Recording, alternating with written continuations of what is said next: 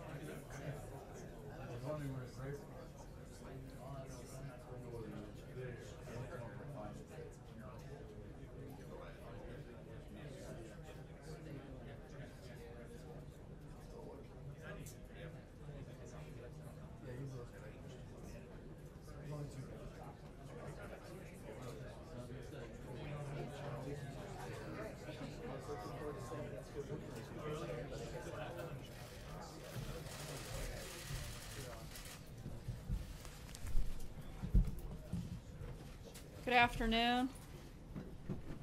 The President is constantly monitoring Hurricane Irma, and the federal government is working closely with our state and local partners to ensure the safety of the coastal communities. In his weekly address to the nation this morning, the President noted that this is a storm of historic destructive potential, and he's asking that everyone in the storm's path remain vigilant and heed all recommendations from government officials and law enforcement.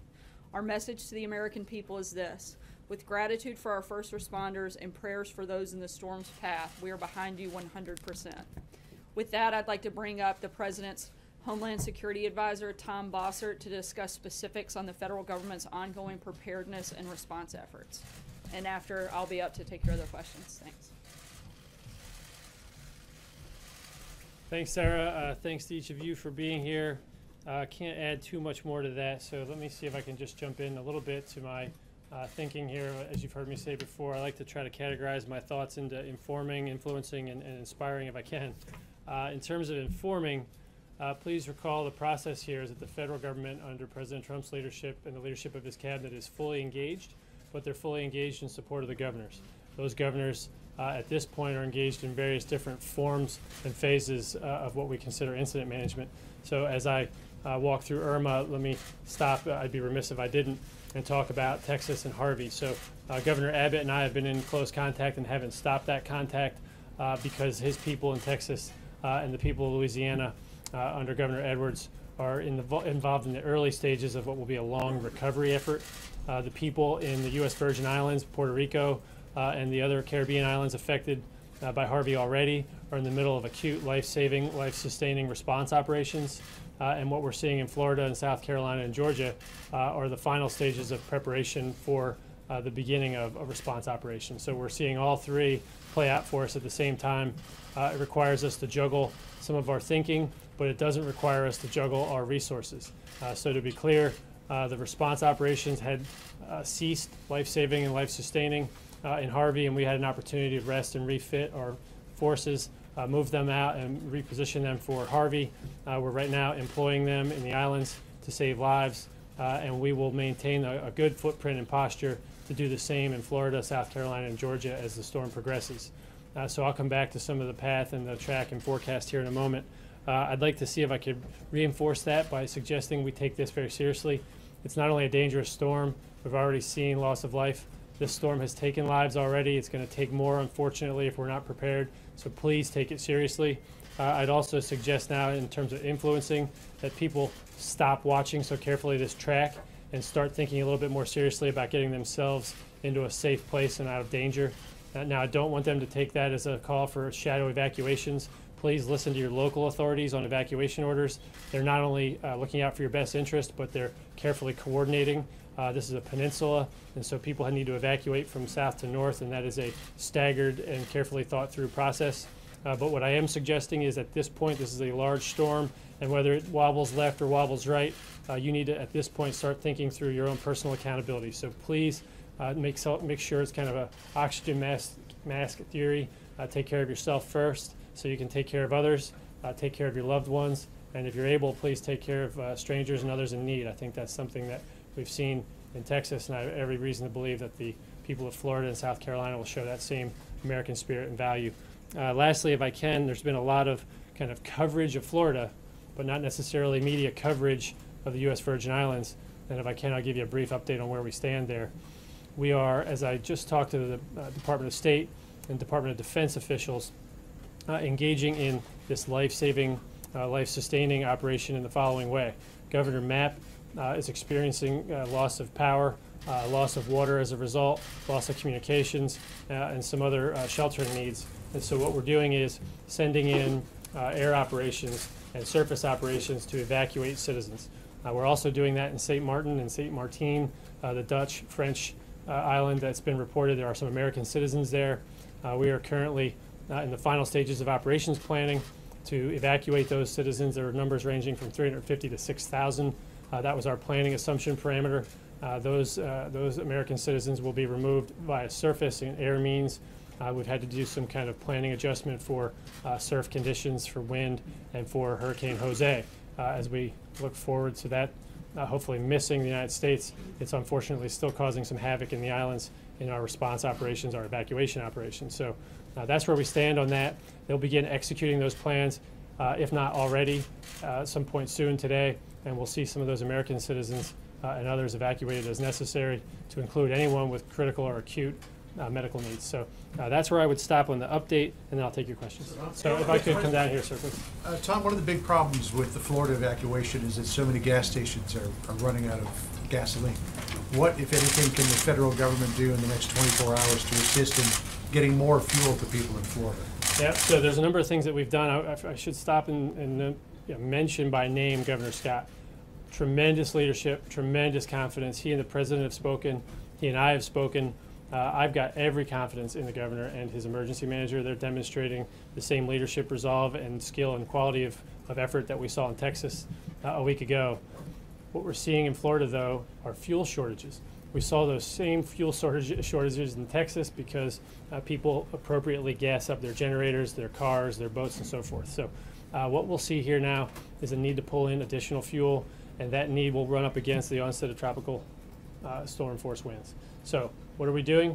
We're bringing in as much supply of refined fuel as possible, and we've waived a particular statute that allows for foreign flag vessels to help in that effort. So it's a little technical, but it's called the Jones Act. Some of you have reported on it. What happens is the Secretary of Homeland Security can waive that act. Until that's waived, only U.S. flag vessels can move fuel from point to point domestically. What we've done now is we've freed up that prohibition, and so now foreign flag vessels. So as many ships, tanker ships as possible, are now being brought to bear on the effort to bring as much fuel as possible in to help Floridians, regardless of their flagged vessel status, and that's the best we can do. In addition, they're planning all the intermodal points to get trucks from those tanker ship port locations into the gas stations. So that's what we're doing. The window's rapidly closing. How much more can you get in there? The conditions will dictate that. I don't think there'll be too much more that we can get in. At some point here, they'll have to stop those operations. And again, that's one of my messages here. It's not a tough love message. It's just a message of clarity and honesty. At some point, people are going to be on their own, so to speak, for a period of time during which the flooding, the raining, and the wind bear down on them. And they need to be prepared if they are in that path and haven't taken some action to get themselves in a less dangerous position, to be ready for at least a 72-hour period. That would be my advice for them to have enough food, water, and shelter before the government can get back in. We have pre-deployed and pre-staged, but we can't actually get to that final point of care until conditions permit. So, Major. One housekeeping question. For FEMA to have resources and no broken chain there, the President needs to sign the legislation the House just passed this morning. Any indication of when that's going to happen? So I'd like to start by thanking Congress. They came in a fast way to give us the emergency supplemental funding. I think that's what you're alluding to. First, FEMA still has the money that they need, so there's no break in operations. I want to make sure to clarify on your question there. But there will be a break in their operations if they run out of money. That's why that supplemental legislation was so necessary. Thank you to the House and Senate leadership for bringing everyone back in and passing that so quickly and responsibly. We anticipate, honestly, this is a real-time event. The bill might be on its way up here right now. It requires signature by the Speaker, signature by the Senate leadership or the Vice President, and then signature by the President of the United States. And so I think that will happen today, but as soon as we get it, the President will take that seriously. Talk to us about the complication of a storm track, and we don't know the wobbling nature of it, but it looks like it's going to cover the entire peninsula running south to north. How does that complicate emergency management response as it moves up the state? And to Floridians who are veterans of hurricanes, there is sometimes a tendency to say, I can ride this one out. I've seen bad storms before. Could you address both of those? Yeah, of course. Some people call it hurricane amnesia.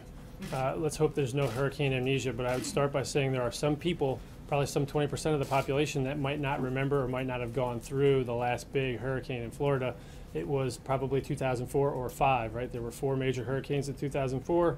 Wilma in 2005, which was forgotten because of Katrina. If you haven't experienced it, take it seriously and ask those who have. If you have experienced it, please recall that what I just described took place. You were without power, you were without comms, and you were without water in some cases, or sewer treatment and so forth for a period of time afterwards. So plan for that. In terms of the track, there's 3 considerations. The upper right, kind of northeast quadrant of the storm packs the most punch, right? The second consideration is if the eye wall gets over land, it tends to lose steam a little faster. So if it stays over water, it tends to keep its strength a little longer. And so as this thing moves left and right, it can affect our operations because it can affect a different part of the state in a different way, wind or flood. What we'll see here over the next 24 hours is going to tell us which one we're going to face. We're planning for all those eventualities. I guess maybe worst case scenario is if it dips down, moves west, and curls around to the other side of the state. Because right now, it's my belief that people haven't been planning for that. I want to make sure I'm not suggesting that that's going to happen, but it seems to be within the cone of uncertainty. And so this storm at this point could do everything from Tampa to Jacksonville and a direct hit on Miami. So please plan for those things accordingly. Don't necessarily evacuate based on those eventualities. Listen to your local officials as they're tracking it most closely.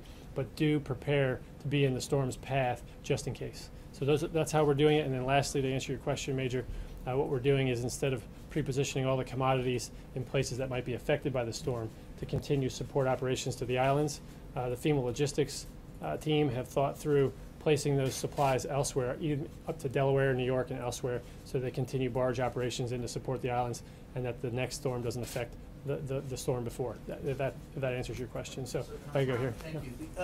The big question is, after the chemical fire that occurred in Texas and the fact that you all are being taxed with a second storm, are there any extra precautions that are being taken this time to ensure that that type of thing doesn't happen here? And how taxed is the system for this and for Jose coming in?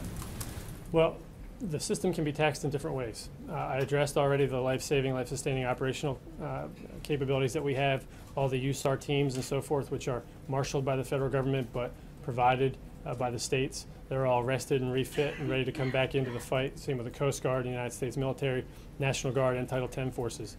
We're preparing for environmental losses as we should.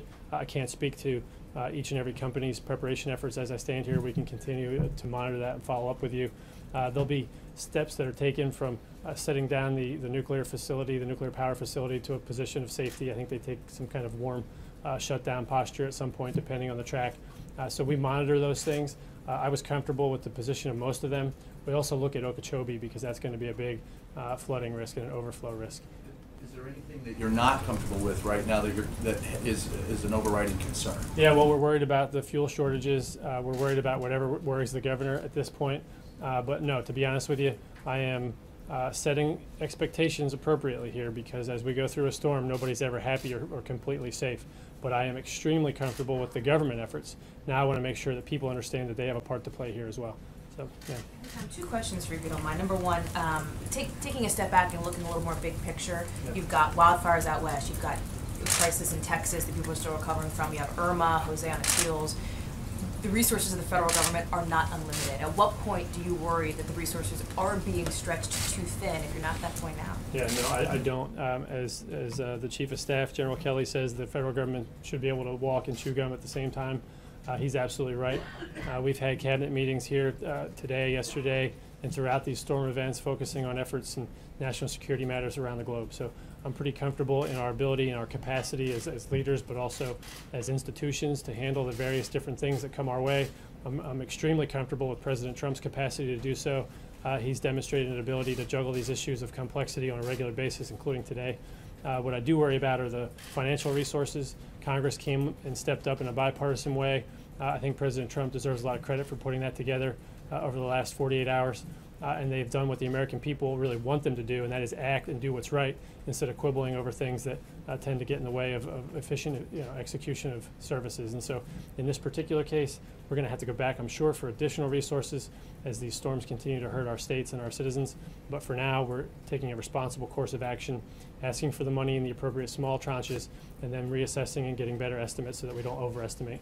But we're not doing it in a way that's going to stop or slow down operations. So. My second question, and actually, do you know what a number would be on that yet, or is it too early? On a subsequent request, no, a little too early. So, as you know, the approximately $7.5 billion that came for FEMA on this supplemental was a calculated estimate. There's a 6.8 figure roundabout that would be a regular scheduled replenishment at the end of the month for FEMA's Disaster Relief Fund. Those two together were contemplated, so we assume passage of both. The third or future requests will be based on estimates of information as we refine them. And while we have you here, I know you're going to focus on Irma, but I've got to ask about DACA, because there's still a question of what happens to DACA recipients currently serving in the military. There's still no decision. Can you explain why there's a delay in explaining to these folks what's going to happen and when they might be able to expect an answer? No, I can't. I can tell you that the president put it back on Congress and then asked for his priorities to be met in their solution. In the interim window, I'm not sure, to be honest with you, what the answer is on the military part of DACA, but I thought we were clear. I'll find and make sure I get back to you on that. Yeah. Given Harvey and the flooding and the recovery efforts that you talked about, and then what may happen with Irma, there have been reports that you all are reconsidering the flood, reversing the flood plain regulations that the Obama administration put in. Can you talk about whether you are, in fact, reconsidering that, either putting back those regulations or drafting new regulations that would once again toughen back up the flood regulations, given that we're going to be facing a lot of those issues as both of these places recover? Yeah, no, I won't necessarily accept the premise of the question, but I will answer the spirit of it. So it's not about tough or not tough, it's about smart or not smart. And I think the answer here, I think I went out and did this in one of your publications, the answer here is that we shouldn't use federal money to rebuild in ways that don't anticipate future flood risk. So we need to build back smarter and stronger against floodplain concerns when we use federal dollars. What happened in the president's infrastructure executive order was the rescission of an Obama-era order that had a broad-ranging and overreaching scope into construction permitting. And at the time that we rescinded it, we did so in the hope of expediting infrastructure development in this country, which I think was a smart move for what it's worth. The president certainly did as well. But now what we have to do is replace with thoughtful, whether it's an executive order, regulations, or both, building standards and practices for the expenditure of federal money that makes floodplain and risk mitigation sense. So we are. There will be some kind of affirmative effort to. In the interim, I should point out two things here, right? Not to be defensive, but first, that Obama-era executive order had not turned into a regulation yet. So nothing in this storm would have changed whether we acted or didn't act, if that makes sense. So this was not an immediate or poorly thought through step. And then secondly, whether we put forward an executive order or not, we do have the latitude under the current Stafford Act authorities and other laws to put into these rebuilding practices in Texas and Florida appropriate floodplain management practices. But we want to make sure we think through how to codify that for the future in the next month. Ma'am.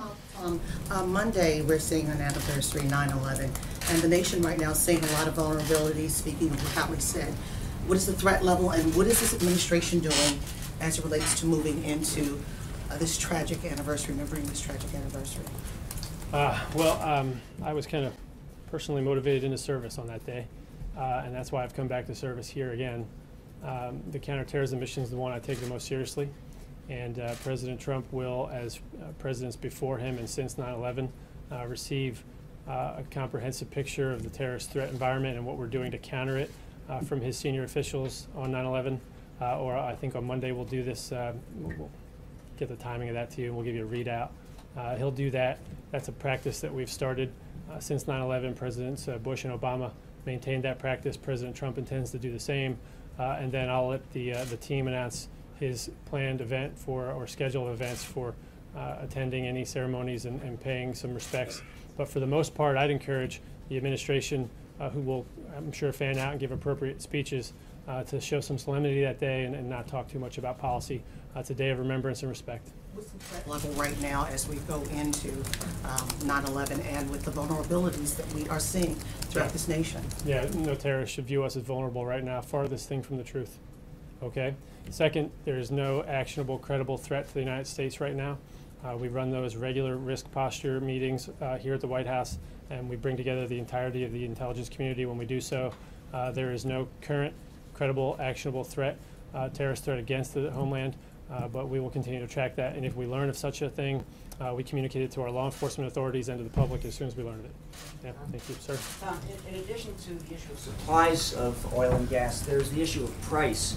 And gasoline has got jacked up about 70 cents a gallon. I remember at an earlier briefing you said you'd be monitoring to make sure there isn't gouging. Yep. Are you monitoring beyond the issue of supply and demand? Because that seems to be a pretty bad excuse just to raise prices, and to make sure that it's data-based? Yeah, so the idea is trying to determine, it's a fact-based determination, the difference between gouging and supply and demand price indicators. So I'd ask you to remember one thing, the refineries, at least 5 or 6 of them in Houston, are still down. So we've got a refinery issue on one side, and we've got an increased demand issue on the other side. And so that's necessarily generally going to raise prices, but it's a short-term price spike in our experience.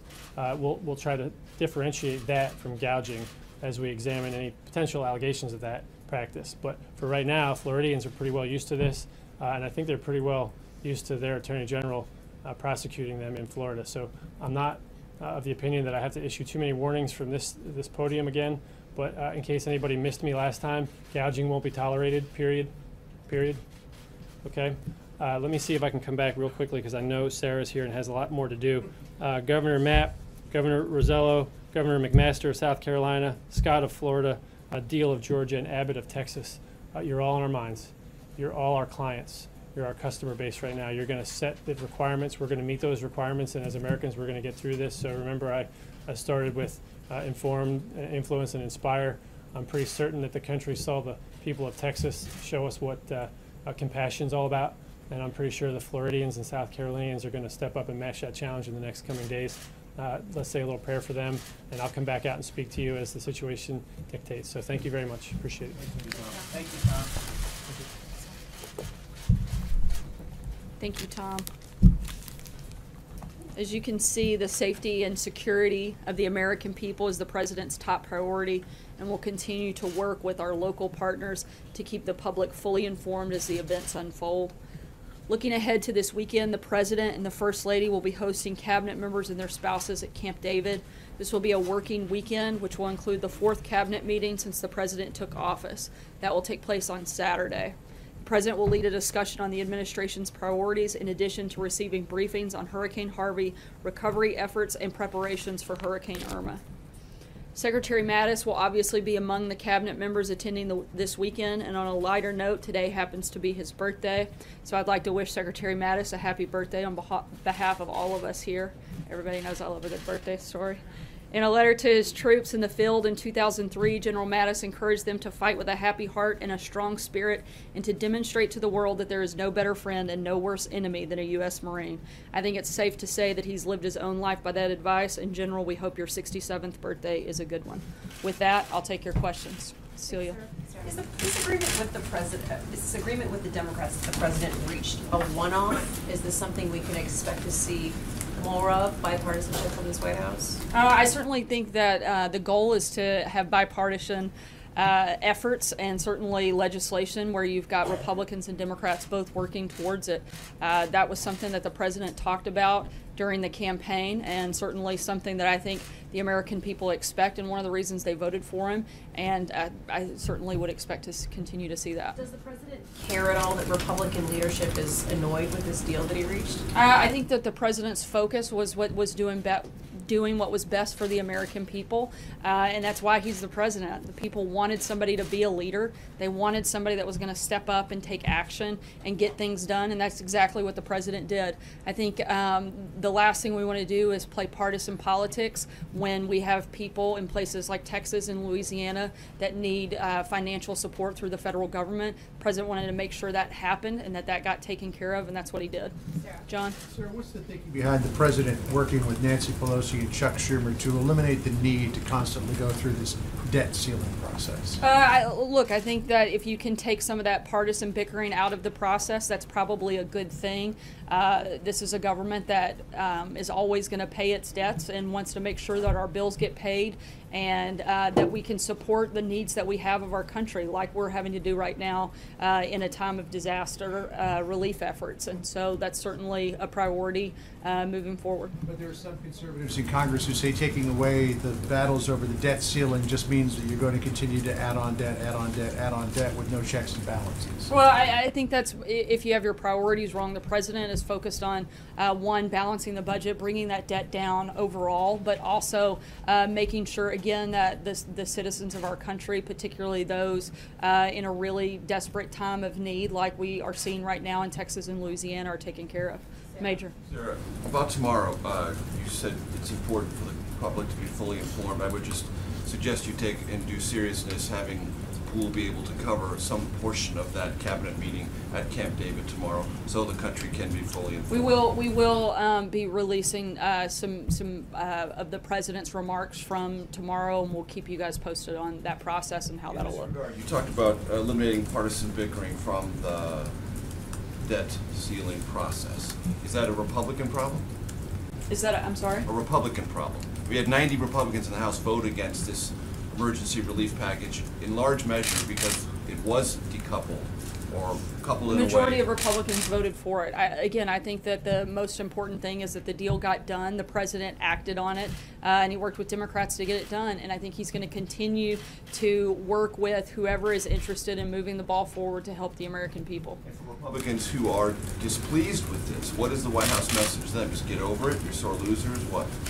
I think the biggest message is that we're a lot less focused on what makes Congress happy and what makes Americans better and stronger. And that was the decision that the president made, that this was something that was important to get done, and he was willing to work with Democrats to make sure it happened. David. Sarah, I think you, just to change subjects for a second, there's been estimates that 250,000 Rohingya Muslims have fled violence in Burma, perpetrated by the military portion of the Burmese government. And I think last week you said you were asked whether the president had been briefed, you weren't sure. Can you give us an update whether the president has been briefed and made aware of it, if he has concerns about this, because it could be regionally destabilizing, and also let us know whether the president, since taking office, had had any direct conversation with Aung San Suu Kyi, and would agree with some members of Congress who are now saying they would like her to take a stronger role in sort of denouncing this violence and trying to put an end to it. I know that he's aware of the situation. We're monitoring. I'm not aware of it, if they've had specific conversations, so I'd have to look into Do you guys that. have a statement, though, about the concern about this? Again, So we're large monitoring the situation, and I would refer you to the State Department for specific details at this point. Jeff? Sarah, what specifically are some ideas that the president would like to work with Democrats next on? He's talked a lot about tax reform, obviously, but is infrastructure also on the list here? Or when will we know if this sort of new approach to bipartisanship is something that is his new plan versus just, as Cecilia asked, was a one-off? Look, the president's committed to moving legislation through. He wants Congress to act, and he's happy to have Democrats be part of that. Tax reform is a huge part of the agenda moving into the fall. Infrastructure is something certainly we'd love to see. He had meetings on that just yesterday, and we're going to continue to work with anyone willing to sit down at the table and focus on those pieces of legislation. Has he given up on healthcare repeal? No, and we're going to continue pushing and looking for new ways to improve the healthcare system, and certainly the ultimate goal would be to repeal Obamacare and replace it with something that actually works. Democrats on that to try and find a if a Democrats solution are or a willing fix? to work on an actual solution, sure. Adam? Thank you, Sarah. The president this morning talked about tax reform in a tweet, and he's focusing the country on tax reform after we get past the hurricanes and the immediate threats. Everyone in the administration says tax reform this year. One person, however, that would be Leader McConnell, keeps saying tax reform this Congress, which could be next year. Is the president willing to allow the focus on tax reform to move into 2018? And if not, what would he say to the leader to get him on board with everyone else in the administration to deliver tax reform to the American people by December 31st of this year? Yeah, I think the ultimate goal is certainly to get it done. Ideally, we get it done as soon as possible. The most important thing, though, is that we're providing tax relief for middle-class Americans. And so ideally, we get that done. If we could get it done tomorrow, I think everybody would be happy with that. But obviously, it's going to be a process. As soon as we can, that would be our ultimate goal. But we want to make sure we get it done right, and that's important. Leader McConnell keeps saying this Congress as if to give him a backdoor excuse or option to go into next year. What does the president say to him about that? I certainly can't speak for Leader McConnell, but again, this administration, our priority is to get this done and get it done as quickly as we can. Catherine? Sarah, is Mar-a-Lago following evacuation orders in Palm Beach? I can't speak for the Trump organization. I'd direct you to them. And do you know at all, I mean, the Mar-a-Lago has survived come through a number of hurricanes, very minimal damage. Would the president consider evacuees or victims of the storm being housed there? Again, that's something that you would have to talk to the Trump organization, not something I can comment. Zeke? One, in regards to the deal reached with Democrats earlier this week, the president talked a lot on the campaign about how he was going to come up with the best deals. What would the White House's message be to Republicans who, on the issue of the debt ceiling or on the CRs in the past, achieve better deficit cutting deals under President Barack Obama? I don't know that you could say that it's a better deal when you're helping people that are in a recovery effort, and that certainly was the priority of the president, is making sure that we move things forward and quickly so that those people were taken care of, and that was the priority in that process. Noah? Sorry. Quick, there's a report earlier this week that the special counsel, Robert Mueller, was looking to meet with or interview White House staff regarding the statement that was put out in early July that Donald Trump Jr.'s meeting with Russian attorney and several other individuals at Trump Tower. Has that a formal request been made, and will White House staff be complying, and who is affected by that request? I'm not aware of a specific request at this time, but certainly we've been very clear that the White House will be fully cooperative and transparent through this process. No. Sarah, I have two questions, one on DACA and one on the debt ceiling deal. On DACA, the president tweeted yesterday that DACA recipients have, quote, nothing to worry about over the next 6 months, and there would be no action. Can you definitively say that no DACA recipients will be deported in the next 6 months?